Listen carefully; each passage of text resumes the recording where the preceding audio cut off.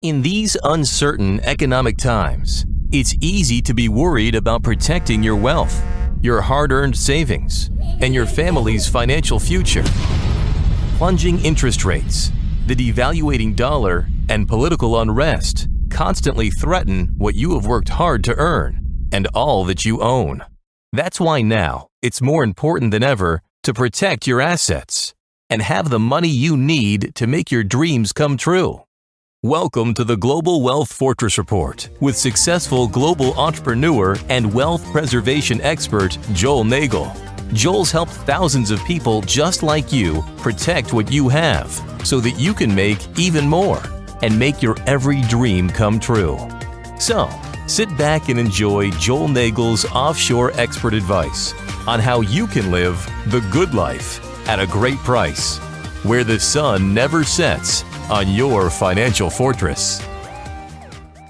Welcome to Joel Nagel's Wealth Fortress. I am Carter Clews from the Offshore Club. That's offshore.club. Let me give it a little plug there. And it is my pleasure to be the co-host of Joel Nagel's Wealth Fortress and to have with me Joel Nagel. Hey, Joel, how you doing? Hey, Carter, great. I'm on the other side of the world, so I'm a little tired. It's been a little jet lag going on, but hopefully we'll have a good show today. And you are coming to us from Vienna, Austria, right? Yes, I am. Incredible. So I am in York, Pennsylvania, which is far less picturesque, I might add, than Vienna, Austria. And so here it is 3:30, and there it's 7:30 in the evening, right? That's about 8:30 right now. 8:30 in the evening. All right.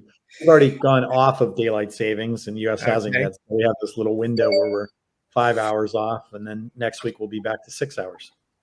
All right. Well, we're not going to keep you up all night with this, but we got a lot of important stuff to talk about because there's several things to look at. The economic situation in the U.S. I mean, you are the economic expert. You know, you are the nation's number one asset protection attorney.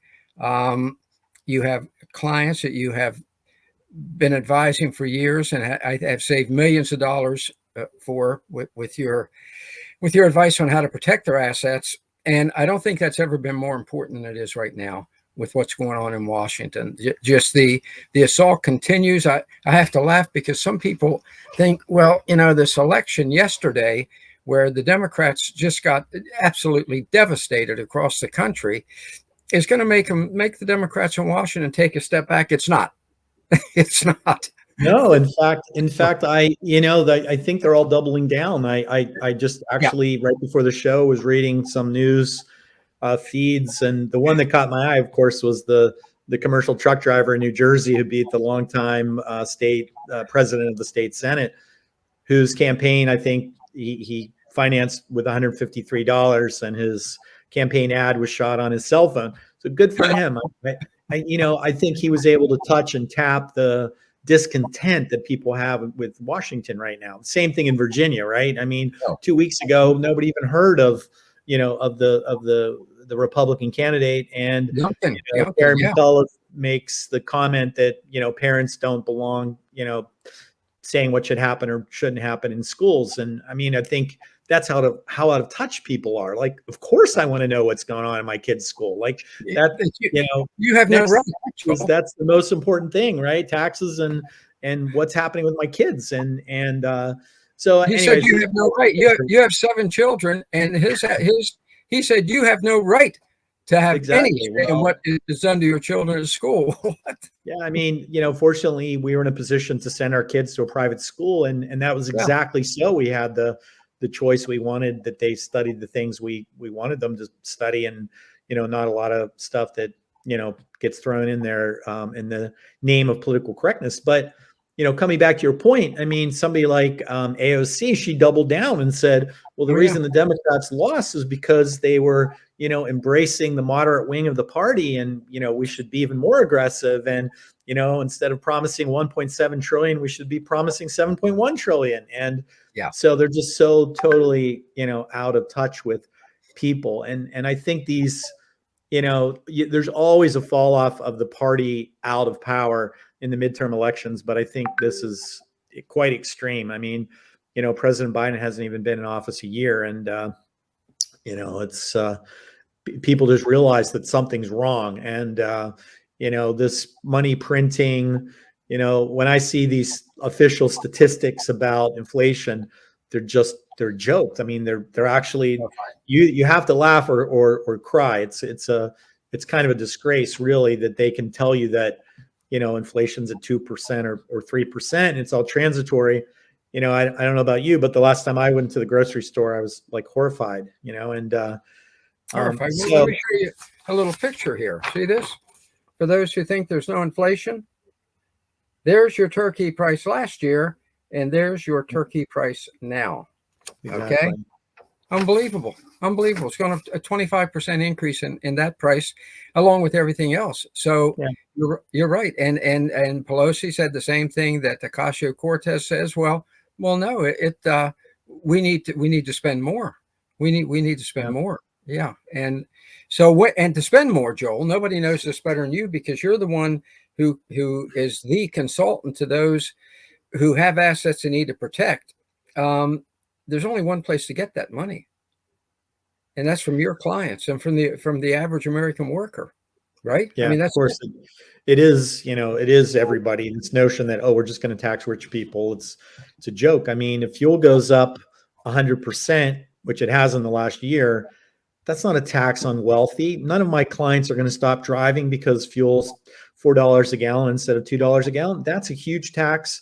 It's a regressive tax. It's on the middle class and poor people who now have to figure out whether they have enough money to be able to fill their tank. I mean, these policies are absolutely crazy. And, the other notion about taxing the rich that's so far-fetched is that the U.S. Of all the OECD countries has the most progressive tax system in the world. I mean, it's already very progressive. So, people talk about the top 1%, they already pay over 50% of the taxes. The top 10% pay over 70% of all taxes. So, how much more do you want to tax? I mean, yes, you can raise tax rates, but the more you do that, you have economists like Art Laffer, who came out with the Laffer curve, that just showed that, the total revenues to government do not increase as you do that. People work harder and harder and harder to find ways to minimize their tax, and wealthy people have that option. Again, workers, middle class, upper middle class people don't. I mean, there's a provision in the tax code that allows anyone, of course, wealthy would be the ones to take advantage of it, to move to Puerto Rico tomorrow and to reduce their tax burden by 90%. So instead of being in the 40% bracket, you're in the 4% bracket. Now, again, if you're the truck driver from New Jersey who just got elected to, the state Senate, and great for him, he's not moving to Puerto Rico. Who's moving to Puerto Rico? The hedge fund manager in New Jersey who makes $100 million, and he can reduce his taxes from $40 million to $4 million. Well, what happens to the government? They just lost $36 million of taxes from one guy. And, raising rates on everyone else is never, ever going to replace that lost income. So, Art Laffer, who was an economic advisor to Ronald Reagan, came out with the Laffer curve and, did very, extensive analysis, came back and said, the ultimate point for the government is about 25%. So 25%. If you have tax rates at 25%, people comply. They're not looking for loopholes. They're not looking to try to, avoid their taxes. They're going to pay them. And that's what gets them the maximum income to the government. But, a lot of this isn't about the maximum gain revenue to the government. It's about control, right? Who's got the power, who's got the control. And the tax system is clearly used in that way. Total control. And we know now that Pocahontas up there in Massachusetts, Elizabeth Warren, has introduced a bill to triple the budget of the IRS so they can send about 10,000 more agents out across the country. And those agents are not going to the wealthy. You don't need another 10,000 agents for the wealthy. These are going after everyday people who are trying to eke out a living and try to find a way to cope with the 40% in taxes, 40 to 50%. in taxes that they're now being forced to pay. And keep in mind, and Joel, see if you agree. You're the expert, not me. I'm a politician, and as sleazy as that is, that's what I've always been. But you're the expert on finance. But to me, look, when we say there's 40 to 50% taxes, that doesn't count one of the sneakiest tricks government pulls now, and that's on my water bill, on my road work bill, all of this. When I say, I thought I paid taxes to take care. Oh no, this is an assessment. Oh no, Mr. Clews, this is a fee. This is not a tax. I said, well, damn sure feels like a tax. I'm paying it every month. Yeah, don't pay it and see what happens. Yeah. Don't pay it. There's going to be a very dry house on my water bill. But it's just the government. I think I said last time, our government's slogan, instead of e pluribus unum, should be. I'm trying to think what the Latin is, but there was a great column years ago by Mike Royko. It was in Latin. Where's mine? Okay, where's mine? And that's what the government slogan should be. Now, years ago, I said in a meeting with Friedrich von Hayek, right? The great, he was Austrian, I believe, right? Yeah, Austrian economist. And it was just a small private meeting about 40 years ago. And he said, I wrote it down all those years ago, and I still have it. He said, when a government begins considering you a primary source of income, you're no longer a citizen, you're a subject. Yeah, which I thought was a great statement. What do you think? Absolutely correct. I mean, they say at the beginning of empires, tax rates are low and, there's widespread compliance. At the end of empires, tax rates are high and, and there's little compliance. I mean, look, the higher the rates go, everybody, I can remember one of my daughter's music teachers telling me very politely, well, Mr. Nagel, I'm sorry, I can only really take cash for the music lesson because, or the guy who cuts your grass or whatever. I mean, everybody's trying to figure out how to just get by, they're not, and the more onerous the taxes become, you touched on this, tripling this army of IRS agents. You're absolutely right. I mean, look, people who make over $1 million a year, they're already in the IRS's crosshairs, with the supercomputers and the bank records and the brokerage accounts. Like they know what you've done practically before you've done it. And they honestly don't need that army just to go after quote unquote rich people. So if you do the math, if you have whatever it is, 8,000 new IRS agents and they all handle, a couple hundred cases a year, you're talking about millions and millions of, people. And a lot of people call me and they would tell me their situation. And, it really feels a lot more like a shakedown, I mean, these people show up and they're not leaving until they, can justify their existence. They have to justify their existence. They get paid bonuses, the more money they can come up with. And so for a lot of people, you get some notice, you underpaid your taxes by $2,000. Well, are you going to go hire a lawyer or a CPA and fight that, or are you just going to pay it? I mean, I think they kind of know where the pressure points are, and a lot of it feels more like a shakedown, really. Well, Joel, let me ask you this. In my experience with IRS people, and I try not to have too many experiences with them, but in the experiences I've had, and correct me if I'm wrong, because this is your area, I find it depends on who you happen to get. I had one who I owed back taxes, and I said, well, you're not going to take my Social Security, are you? She said, oh my goodness, we would never do that. If we took your Social Security, she said, the most we could ever take is 15%. But if we did, then it would put you in a position where you needed help from government. So why would we do such a thing? Well, unfortunately, I got another IRS agent a couple months later who took the 15% out immediately. What's your experience on that? They have to make their quotas. They have to get their pound of flesh. Ultimately what they'll do frequently with older people is they'll put liens on your home, and you'll think, well, they're not bothering me. But they don't realize that penalties and interest are growing day by day by day.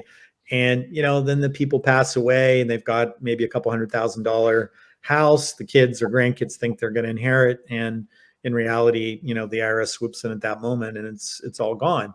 I mean, there's lots of ways that you can lose your assets. Assets are hard to make and they're actually pretty easy to lose. You think about litigation, divorce, taxes. I mean, the list goes on and on and on. Squandering it in bad investments, you name it. There's lots of ways you can lose your money. And, with our asset protection fortress, that's what we're really helping clients with. We're not investment advisors. I'm not telling you how to make money. I mean, that's kind of like, if you want to think of a sports analogy, that's the offense, right? How do you move the ball down the field? How do you score? That's the offense. But on the defense, I'm trying to tell people, this is what we can do to protect your assets. This is how we can make sure that you're not the low hanging fruit. The famous Chinese general Sun Tzu in the book, The Art of War, almost 3,000 years ago, said when he was planning to go into battle, he spent, lots and lots of time to figure out how to make sure that he couldn't lose the war. In other words, what was his defensive positioning? And he had to have that in place first. And if he could make sure that he couldn't lose the war, then, the outcome was victory, or stalemate. And that's certainly better than a loss. And that's what I tell my clients. Our job is to help you protect what's yours, make sure it can grow through, the type of investments that you make, but you have it for yourself, keep up with inflation that we've been talking about, but also preserve it and then pass it on to your kids, your grandkids, your relatives, your friends, your charities, whomever you want to leave your money to, right? I mean, even when you hear about these, multi-billionaires talking about, well, we're not going to leave that much money to our kids. I mean, they're leaving their money largely to charity exactly so they pay zero tax.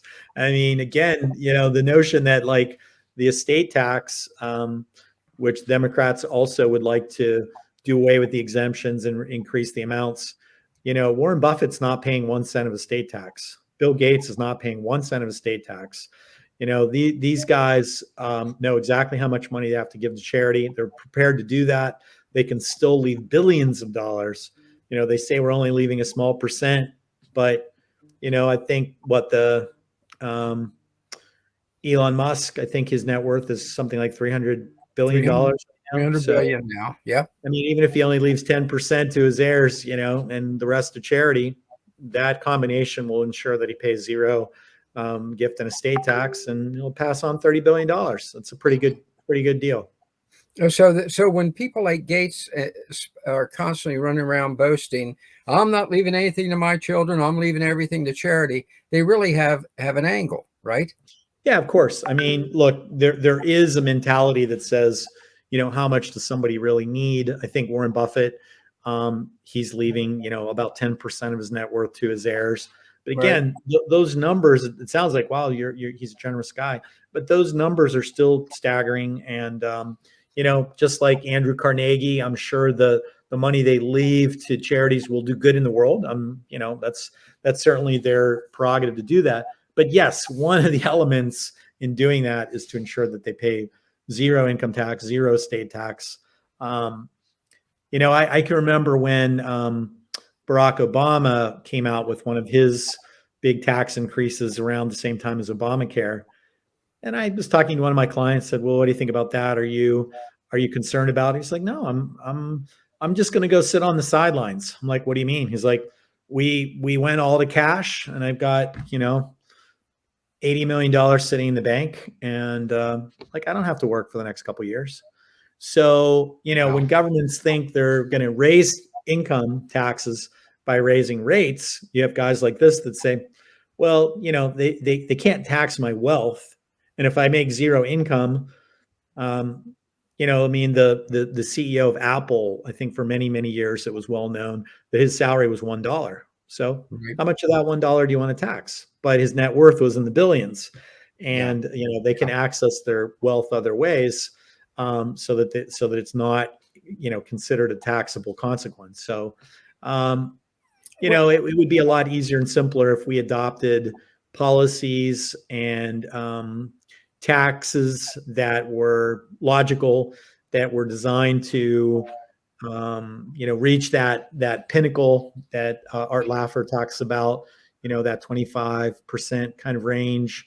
People wouldn't fight that. You could probably exempt the first $70,000 of income, to basically completely wipe out the need for middle and lower middle class incomes, lower middle class particular incomes from paying any tax.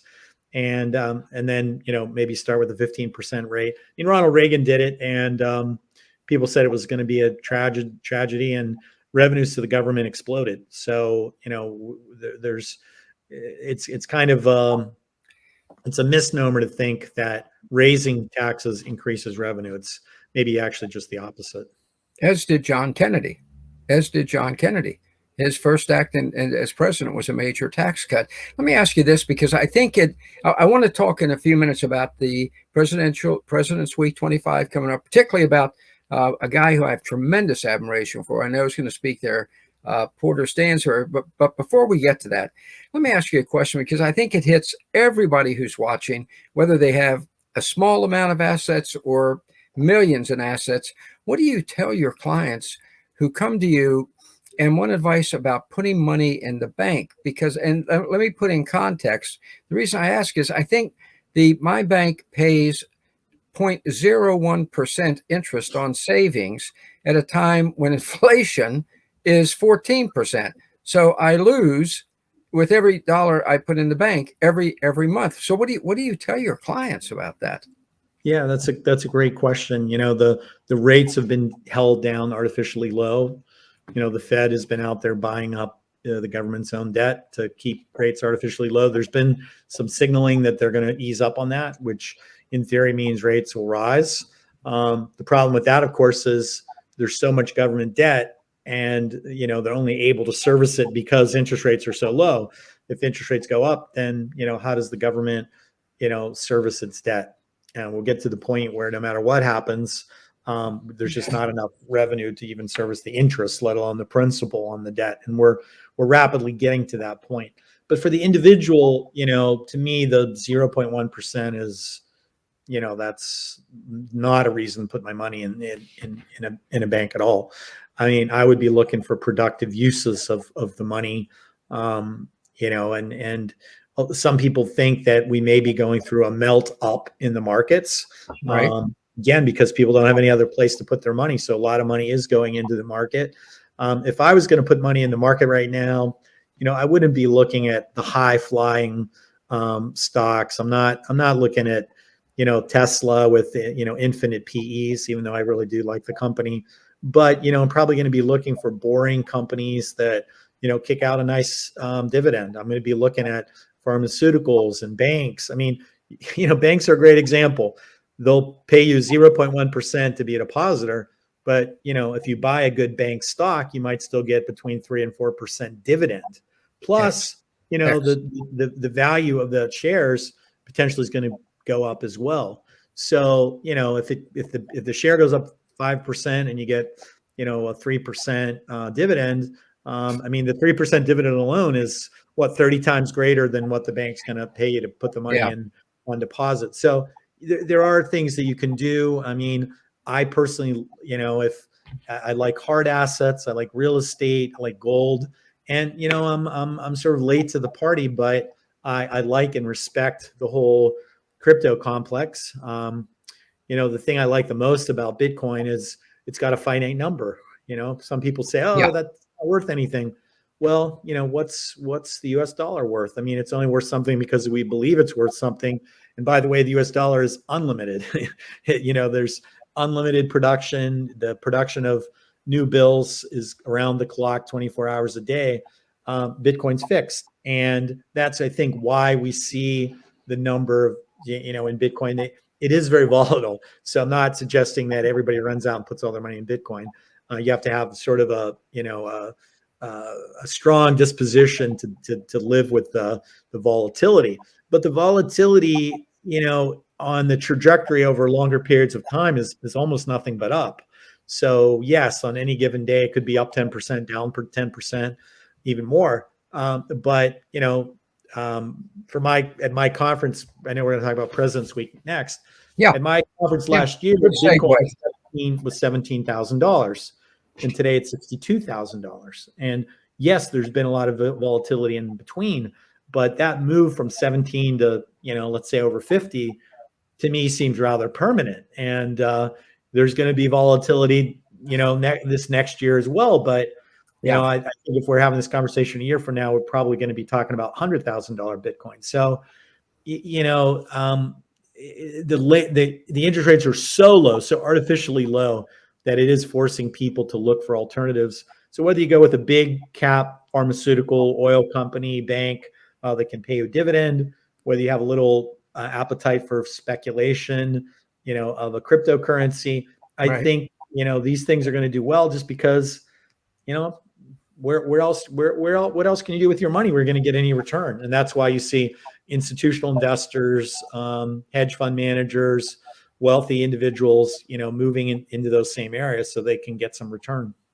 Yeah. When you said about the boring stocks, it reminded me Peter Lynch, right? Who is just a genius, obviously a genius. Magellan Fund, I think he was. And I read his book, and he said, my best advice to you is to find a boring company that makes a boring product to invest in. Exactly what you just said. Exactly what you just said. And I used to love to go to malls and just hang out and see what consumers were doing, because ultimately that's what drives the economy. I suspect now hanging out at the mall is not the best way to read the tea leaves anymore. You have to probably watch where the Amazon truck drivers are, going and what they're delivering. But because a lot of the malls themselves are on hard times these days. But you're absolutely right. I mean, when I see things like let's say waste companies, that's not glamorous. People, waste management, for example, that's not exciting. That's not glamorous. Nobody even likes to talk about garbage, but you need your garbage to be picked up. And if next year the price of garbage pickup goes up 10%, what are you going to do? Not pay it? So some of these industries are almost like little monopolies, and they're going to do well regardless of what's happening in the marketplace. Yeah, absolutely. One of the wealthiest men in the state up here in Pennsylvania is Scott Wagner, who is the refuge removal. Well, you know it because you're in Pennsylvania. You ran for governor. Yeah. Unfortunately, he lost to Wolf, but that's life, and that cost us all a pretty penny. You mentioned the conference and Bitcoin. I know one of the speakers is Eric Ajema, who really, to me, is just a leading expert on Bitcoin. We have several people talking about different aspects of cryptocurrency and Bitcoin. And yes, Erica's just wonderful. She's my go-to person when I have a issue or question about something. And, to me, she's the very pleasant face of Bitcoin. She's Miss Bitcoin. She eats, breathes, sleeps Bitcoin. And we're so happy to have her there.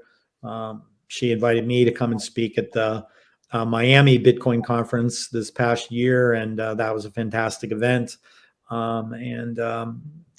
She's also a very compassionate person who likes to teach, and she loves being in a room with businessmen and women who have no idea or knowledge about Bitcoin. I mean, she is the best, Bitcoin 101 person that I've ever heard just kind of explain it, where it came from, what drives the price. When people say, oh, it's hocus pocus, it's not worth anything. If you listen to somebody like Erica, you'll realize that that's simply not true. Yeah, she's absolutely brilliant. And as you say, she can reduce it down to terminology that even someone like me can understand. And she's one of what 17 speakers, right? Let's talk about this conference. Yeah, I think we're right around 20 speakers, and it's my 25th anniversary. We invited really some top-notch speakers, and it being the silver anniversary, I was really kind of shocked. Nobody said no. Everybody's coming. I think it's going to be, for a number of the speakers, kind of a reunion. We mentioned Porter Stansberry. He's really been a good friend of mine for a long, long period of time. Really, when we became friends when I was a very young lawyer, he was a very young writer. He wasn't even, I don't even think he had a job. He had an internship with Agora Publishing. And, he just sold his publishing company, Stansberry Research, for, more than $1 billion. He's the newest minted billionaire in the U.S. Excellent. And he's going to be talking about some of his investment strategies that apply to everyone, that everybody can take advantage of. Kirk Chisholm is a great speaker. He has a nationally syndicated podcast called Money Tree Investing. He's a great investment guy who's always looking to try to help you, outperform the market. But also, the reason I like Kirk so much is he's really focused on what I do, the asset protection side. So he's always looking for ways that you can outperform on the one side, but take less risk on the other side. So he's trying to help you, maximize your yield but while minimizing your risk, which I think that's really important. My good friend Mike Cobb is going to come and talk about helping people, buy real estate globally. I know you're going to be talking about, a plan B kind of outside the country. We have some other immigration and investment citizenship type speakers. My friend Joel Figueira from Portugal is talking about the Golden Visa program there. Jamie Elene is talking about all the Caribbean programs where you can get citizenship really quickly if that's what you want to do. Our keynote speaker, Ron Paul, is just a fantastic guy. He's been kind of the leading advocate for economic liberty and freedom now for many years. I just read an article for Escape Artist Insider magazine, and I talked about the early days of our conference going back 25 years ago. And Harry Brown was a frequent speaker, and he really loved our forum. He really loved talking about economic freedom, and passed away in the early 2000s, I think 2005 or 6, somewhere in there. Ron Paul is really, he's a 2-time presidential candidate, and he really picked up the baton where Harry left off. So he's speaking, and I'm really happy to tell you that Ed Griffin is coming to speak. Incredible. He's an amazing guy. He really is. He's actually going to be celebrating his 90th birthday with us. You look back at something like, his best-selling novel, The Creature from Jekyll Island. He was an old guy when he wrote that book, That's back exactly in the 80s. right. And it's a great book. It starts out reading like a spy novel. I highly recommend it to anyone who can get their hands on a copy. Everything he wrote about then is still relevant today, and so we're really happy to have him there. So, well, it's a vital book because it exposes the Fed. It exposes the Fed, and with that book, The Creature from Jekyll Island. Ed Griffin was one of the first people to come out and say, "Folks, we have a problem. This is an institution of bankers. That's all it is. That is out of control. They call themselves the Fed. They're not part of the Fed, and they are controlling the money in your pocket without any responsibility to you whatsoever through our government." So that's pretty important. And I want to make clear while we're talking about this, because we don't have a lot of time left, but I want to talk a little bit about Porter Stansberry because I'm so fond of him. But folks, go to offshore.club, click on the tab at the top of the page that says events, and you can sign up for this conference. There's a limited number of seats available. So there might still be a few seats, but if there's not, we have a virtual registration, and if you can't make your way to Las Vegas a little over a week from now, then look at the virtual registration. You'll hear all the speakers. You'll actually be able to ask questions even from the live stream option through the technology. So that's fantastic. You'll miss the cocktail parties and the dinners and things like that, but it's almost as good. If you can come, please come. It'll be a fantastic opportunity. The last thing I'll leave you with, though, from the conference, we have 3 top-notch speakers that are truly experts on tax issues, and they're literally coming through these proposals day by day by day. Of course, that goes back to politics, which is your area. I think President Biden has probably been weakened because of the these by-elections, and From nobody your knows. lips to God's ears. From your lips to God's ears. Nobody knows exactly how these bills are going to play out. Yep. They all have tax increases embedded in them. Huge. Even when somebody like Joe Manchin says, "Well, we're not going to go with this, $3 trillion version. We're still going to go with the $1.75 trillion version," which means there's still going to be, tax increases. So they're keeping their eye on that very, very closely. There are concerns about President Biden wanting there to be retroactive effect. He's suggested either January 1, 2021, meaning all the way back to the beginning of the year. So imagine at the end of the year, they say there's going to be a 3% tax increase. Well, if you get that memo on the last day in the last month, the net effect is a 36% tax increase on your last month. So, I mean, I think that would be craziness. It has happened before under the Clinton administration. That's the only time in my career that I can recall that the taxes were increased retroactively. I think you do have people like Joe Manchin who are fairly opposed to that concept. So, whether that happens or not for 2021, we know it's going to happen in 2022. So, even without knowing what those changes were going to be, I wanted to have the top experts there. I have Darlene Hart, who heads up a company called U.S. Tax. She's based in just all over the world. She works out of Zurich, Switzerland. Christopher Braun is one of the most knowledgeable tax lawyers in the country, bar none.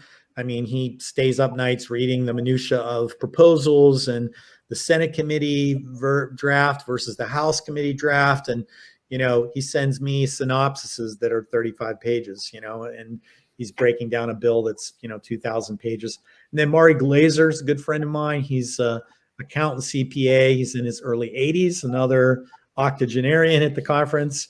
And, he's been in the trenches, fighting the fight for a long time. And he has a lot of wisdom to bring to the conference. And the three of them are speaking on, these changes. And, we'll have maybe 6 weeks from the conference till the end of the year. Depending on how the laws play out, I think you may need to make some changes to your affairs, or even make some decisions. Like, for example, if capital gains tax rates are going to go up in 2022, should I sell my, stocks that I have, big gains in 2021, so that I'm going to pay my capital gains tax now, but it's going to be cheaper the next year. I mean, those are the kinds of discussions that will be taking place at President's Week. So I hope a number of your viewers can join us. And go to offshore.club, click on the little tab atop that says events, and get your seat now, because it's selling out. And before we're almost out of time. If we're out of time, but I'm going to stretch it a little bit here. I promised that I was going to talk a little bit, that we were going to talk a little bit about Porter Stansberry and what he's going to talk about, because folks, we'll make this quick, but it's very important to you. We've just had a great discussion on protecting your assets, and Porter said he's going to tell you where the smart money is going in SPACs. And that's an incredible opportunity. And you mentioned his $1 billion. That was because of a SPAC. Yeah, exactly. And I think, I don't know, do you have it on your landing page? Can you click on the little video Porter did about his presentation? If you don't have that, maybe we can help make sure you get that. Our super producer, Brian, will build it in. As a matter of fact, it's only 1 minute and 16 seconds. So we're going to pause, and he's going to insert it in there. Put it at the end of the program. I'm sure he'd be happy at the end of the program. There's some other great videos too, including a 3-4 minute video Ron Paul did for the event, and all the speakers did little short videos. So if you want a little taste of the speakers and what you're going to hear about, please go to the landing page that Carter's suggesting, and you should be able to access those. And as I said, if you can't make it in person, the next best thing is sign up for the virtual registration.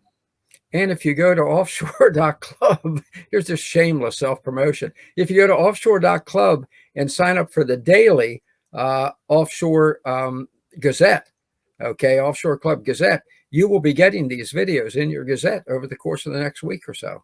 So that's All right. important. It's really important. So, Joel, this has been great. I mean, we talked about asset protection. We talked about investment, saving your money, making money, which is what we talk about every week here at Joel Nagel's Wealth Fortress Report, and what is we're really going to be zoning in on at the President's Week Conference 25. So thank you, sir. Thank you, Carter. Great. This is a topic that, it's like the Arabian Nights. There's no end. We're just going to keep going on and on. So I hope that we can bring new and interesting information every week. And if you can make it to President's Week, great. If not, we'll be here next week and we'll talk more.